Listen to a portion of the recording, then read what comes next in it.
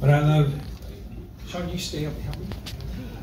I love about Randy is, Shawn and I, Randy was a little bit younger and smaller than us, a year behind her. I was a year behind Shawn. Shawn was younger. Our wrestling team was the dominant team in Kansas. Thanks to Coach Harrison and Yurichek. Coach Yurichek, give him a hand, because he's our mentor on the mat.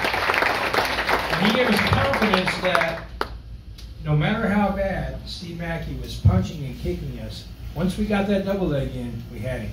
You know, so it's like okay, we got something we can put that on, save ourselves when Steve's whooping us.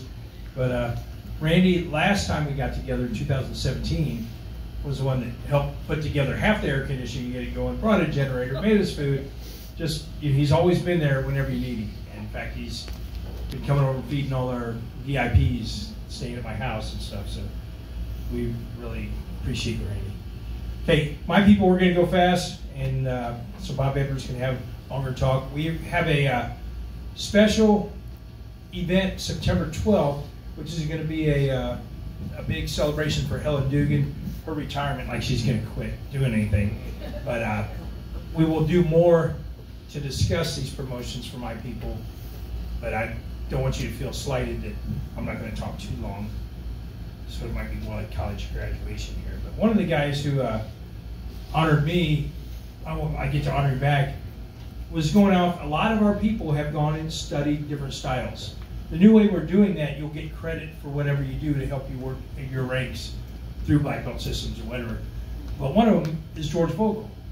And George was in different groups, and I knew he talked to Mark Payne, asked permission, said, I'd like to train with Dan Kennedy. Is Dan still around? Back there. He's a lot of you guys have trained with Dan Kennedy.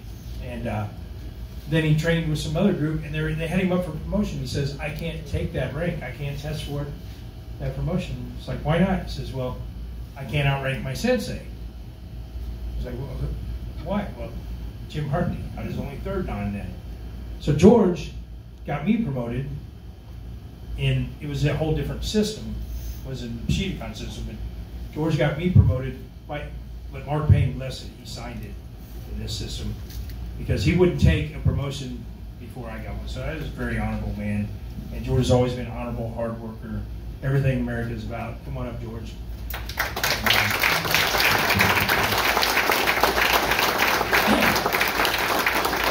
Just so you know, the not Texas, but Taekwondo, every style but Jim Harrison, to get a 4th degree black belt is, let's do the math, 2 years after your black belt. First off, our black belts take 10 years instead of 4, you know, right?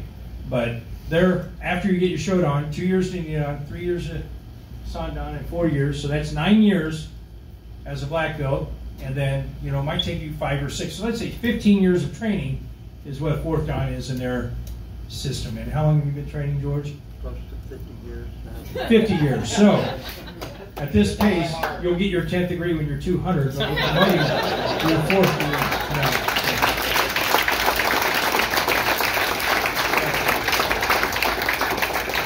You just stay in line, and I want all my other guys to line up together. Brent Ames, come on up. So Brent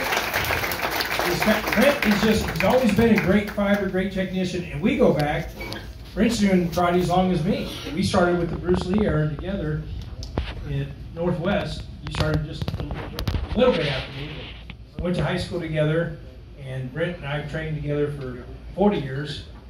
So, you know, if it's 15 is required, he's 25 years overdue for this promotion, promoting him. But Brent has also started a whole new training focusing, and I think there's 3 main things: the art, the sport, and the combat. And Brent's really focused on the combat. He's training with Lieutenant Colonel Al and different warrior flow systems and teaching that. And instead of saying, you have to do archive, you have to do everything, I'm like, that's cool. And I talked to Mark Payne about it. I said, Brent's doing this new thing. We watched him do it. It looked like we need to put a pill under his tongue because he's jumping around doing all this crazy stuff. You know, what the hell is he doing? He said, but there's a seminar. We can come check it out. So Mark and I went to the seminar. We're like, okay, we like it. We like Brent, and we let, like Jim Cox said, we bless it. You know, whatever you do to keep growing and keep going, that's what we're for. So you're well-deserved promotion. Fourth time. I have to attribute any level of toughness that I've gained over the years to Jimmy and my love of teaching, based on being in his school and teaching his students and seeing what he's been able to accomplish with all his students over the years. And it gets me that love, and I want to be able to kind of contribute to some of the things that Jimmy's done. Thank you, sir. Brent is just a very nice, kind guy, kind of like Chris Engels and Stu Kick. Okay, this next guy was just a troublemaker, still is, and I've told some stories about him, but when I was building my dojo, 1981, I'm a brown belt, and I'm building it, and all these little punks are coming down from Hawker Grove and walking across the sidewalk, and 3 of them were coming by. I was like, get in here. Come in and help me do this dojo and build it, and I'll make you the baddest guys at your school. And Jerry Yost, come on up. It was Jerry Yost, Roger McAllister, Mike Hill, and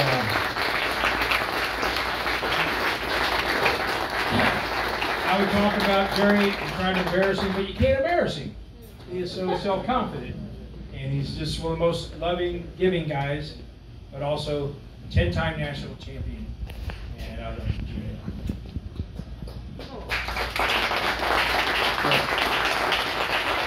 Jerry also is a great painter. Waste of time. Made too much money. Jerry was running the dojo with me, and kind of sad story. One of his students' dads passed away, but the dad was like Mr. Porter, there for you every day, all the time. And Jerry and I sat at the service, and everybody got up and talked about how much they loved Sensei Jerry and go to the dojo. It was their greatest time together. And of course, Jerry was bawling like I was too. But I said, I leaned over to her and I said, Jerry, how many times you've been to a funeral or memorial and they talked about somebody's painter? So Sensei Jerry is as good a sensei as a fighter and even a better man.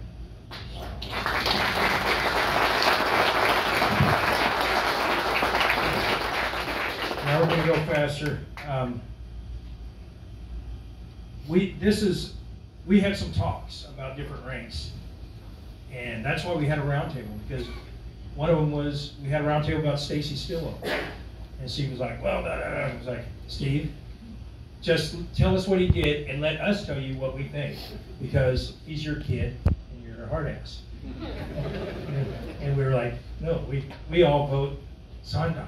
We think, we've heard his accomplishments. He's at least, and that's kind of how this was. We were doing the round table, and I was kind of like, well, I don't know. I can make him work harder. He can do this. But really, nobody's worked harder at learning our systems and passing them on and producing fighters than Ryan Richmond.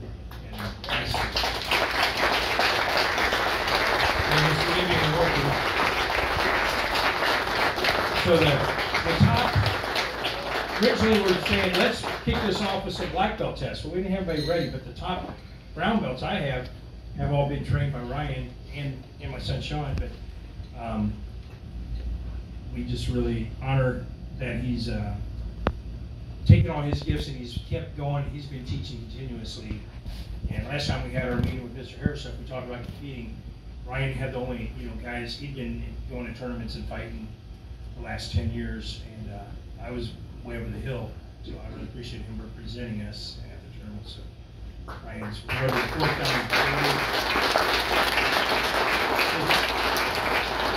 It is on the condition that he does what Bob Edwards says and shaves his head like Bob. Bob said that was a condition for you. That's good. Okay. J.D. Whitlock. Jenny is the smartest person I ever taught or probably met. One of the greatest kickers, good fighters. She's really nice, and then she just kicks your rear.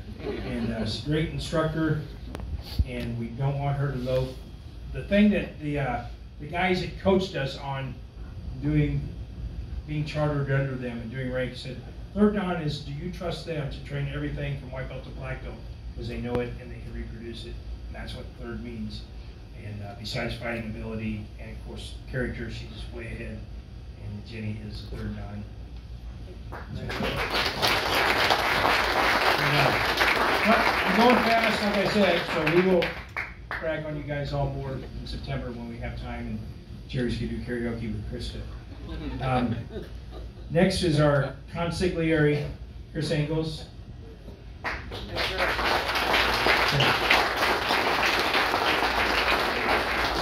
What I will say is, this is a promotion blessed by Jim Harrison, who said he wanted to promote Chris to third Dan in Sandan. So we're doing that tonight because Chris, same level, is the guy that we want out there reproducing, even if it's in his basement dojo. It's really nice. I saw the pictures, and you know he's got new stepkids and their friends, but it's about reproducing. We know everything in Chris's heart and his skills as a martial artist are what we want to reproduce.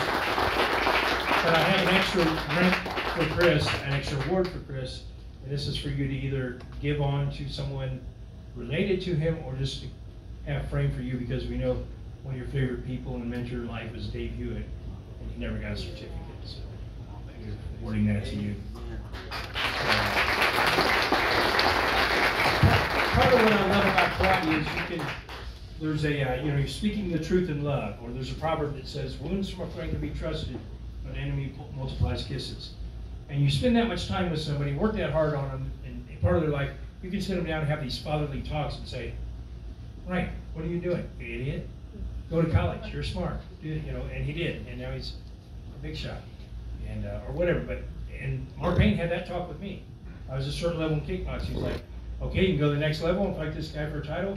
You got to train 6 hours a day and ignore your kids for 6 months, or you can be a good dad. Take your pick. It's like, okay, I'll be champ. And I got my but I would not listen to anybody but Mark, but I did. And but that's what Dave Hewitt did for like Chris and a lot of us. Dave was that guy in our dojo, and boy, it was annoying, but he was always right. He would tell you what you didn't want to hear, but you needed to. So it's an honor, Dave. I know he's here with Mark and Jim. So speaking of my favorite trophies, one of them is Costa Rica, making us mad because he's laying on a beach somewhere, and that's all I ever see pictures of Brian from. But I would like Shawn and Bobby to come together, my boys, my men, who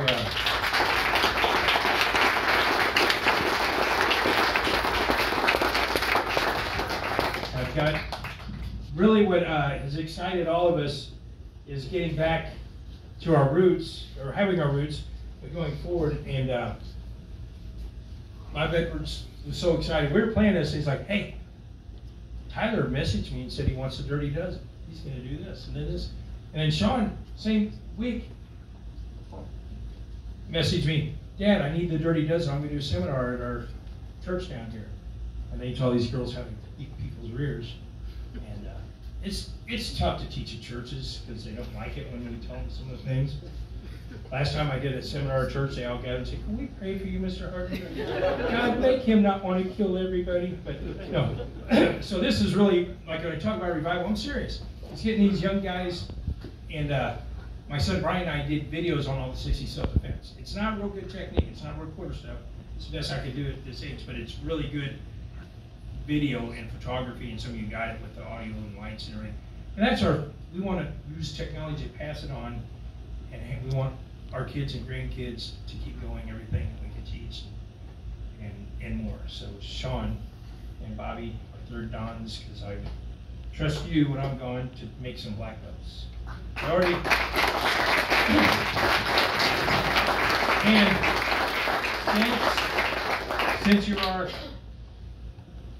since your Uncle Bob loves you, and that's Uncle Bob Edwards' health,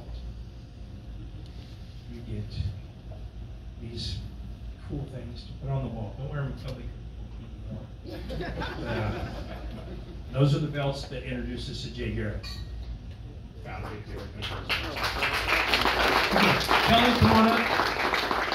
So Helen has more people. She has her own black belts in group, but and she'll do more of that September 12th. But we're going to do whatever she wants, because So why don't you call up your people and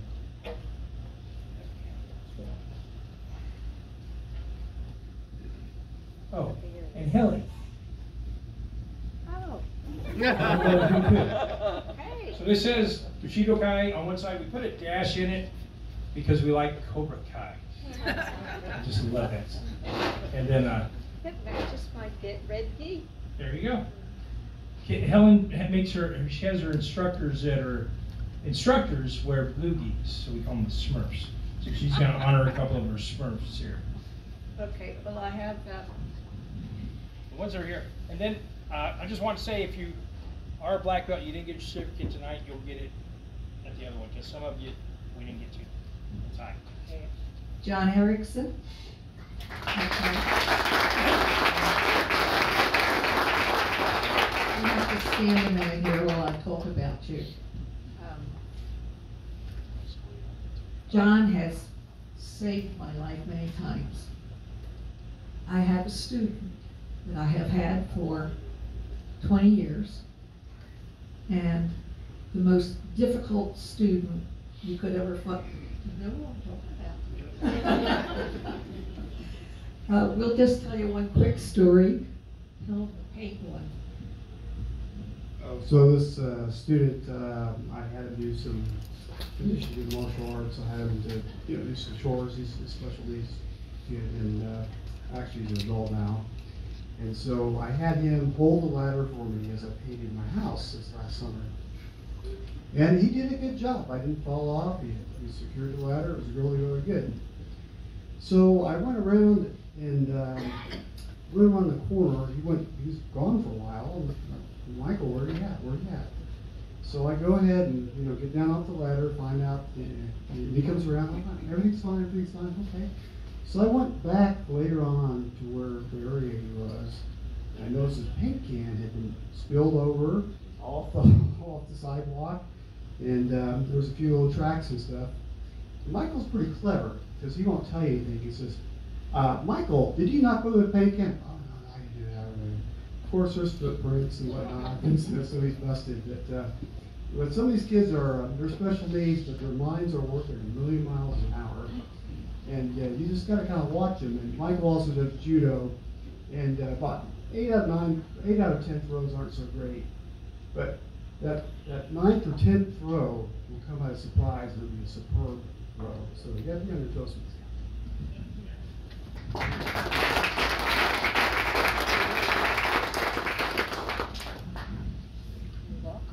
Thank you. I'm so glad you have that student. Tell him what's done.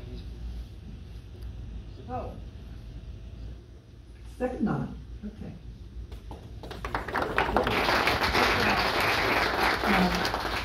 He's only been a black belt for 3 or 4 years, right? Something like He was that. one of the last tests Mark and I did together. We torched him. He's one of those instructors who is not impressed with the belt. He's going to do what he's going to do, which is watching out for these kids and straightening them out. And since I only have had one severe damage to my back, and it was this student that you have now, by the way. So, anyway, I can't thank him enough, and I value him. And we don't get to work hardly now because I'm going to KU with another instructor that is a godfather today, so he couldn't come for this or for the promotion. But we're going to catch up with him. So thank you, John. And thank you for listening. So there's contribution. Well, we can do it. He helps you. Yeah. This is, so I did not get yours yet, Ron, so you have to do yours September 12th, but we want to do it with Daniel, his wife. He's on here, so please, Phil Sobol, come on up. Phil's a very giving, contributing guy in work. Phil had, he He had the most brutal brown belt test. Is 5 rounds of sparring, 5 different people, and he just had a bet. Where's all the guys that beat Who me? was the 5 guys that There's beat one. him? Jerry, Bobby, and Shawn, were you in it, Brent? And for some reason, they just all were like, who could drop Phil the most times? Oh, yeah. Got me. And it was like, it was Cheers. very hard Yeah. to watch, and Phil never gave up. And he got he his didn't. butt kicked worse than I ever saw. And I told everybody, you know, he was testing. It was his full brown belt certification, he did all stuff, and he didn't know, you know, it was part of his black belt test really, but we didn't see him for a long time, for some reason. And I just said, okay, when he comes back, he gets promoted, and he did. And then he's been back and contributing. When you see the videos that are out there that are what we call Train the Trainer that Mark Payne did for us at Shawnee, Phil's the one that put that idea together and videoed them all and edited them. So, you know, that means a lot. Help to keep our history and our traditions alive. So,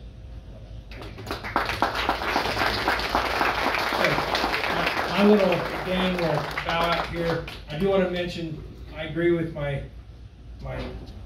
you know, like partners and colleagues for 40 years, doing JoJo together and everything, me and Steve Stillwell, and actually, you know, concert watching all the guys, but Steve and I did a lot of talking over the years, mainly Steve. But I agree with him when he said, Stacy, don't do full contact, keep your brains. And that's what I did. You know, I said, Brian, go to Hollywood. Bobby, NFL. Shawn, make the big money. No, Shawn was a rock star.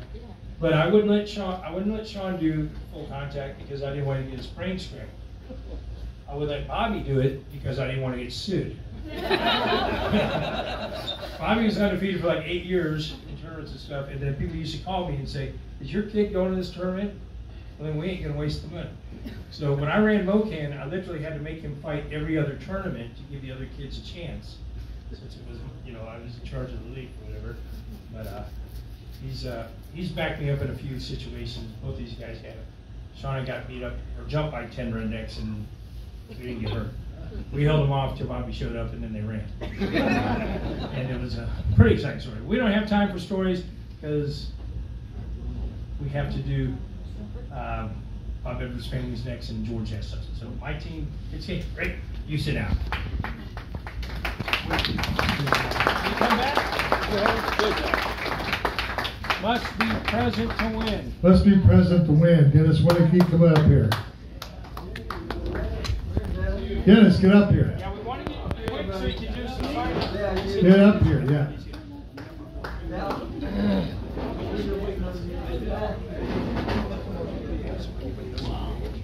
I told you earlier, this guy was so back in rank that is so long overdue, okay? And we promoted him to first Shodan, and Dennis Wieneke, thank you so much for what you've always given back to us and what showing what Bushido is.